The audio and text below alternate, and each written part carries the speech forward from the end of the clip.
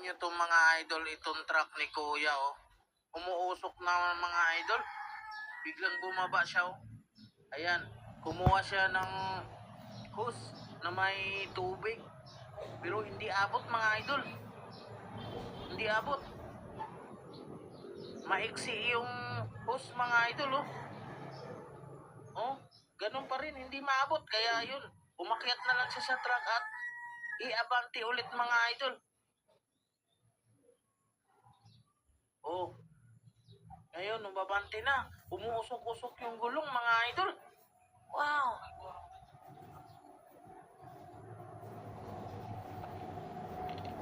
Maapoy yung gulong.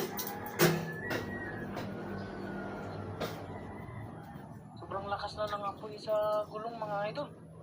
Nasusunog yung gulong. Ayan na, tumulong na si Kuya.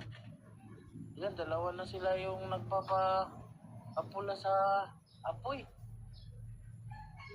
Yun nga, yung gulong na talagang nasunog mga idol. Oh.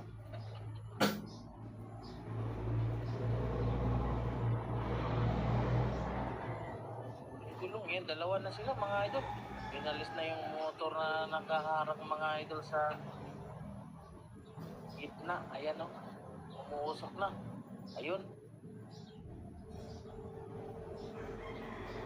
Parang wala nang maapoy mga idol. Buti na lang alerto yung driver mga idol, no? Napakabilis niya.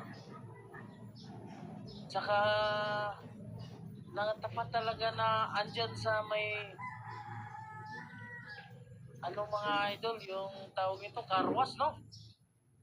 Natapat siya sa shop na nagkakarwas. Kaya ayun, natulungan. Wala nang apoy mga idol.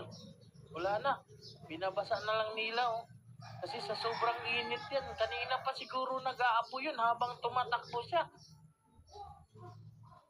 Buti alerto yung driver, no? Tsaka natapat sa car wash shop.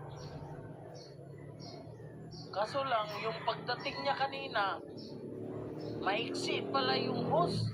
Hindi abot. Kaya yung ginawa niya, inabanting niya na lang ulit para maabot yung nag-aapoy na gulong mga idol. Good job. Saludo ako sa'yo, Kuya Driver.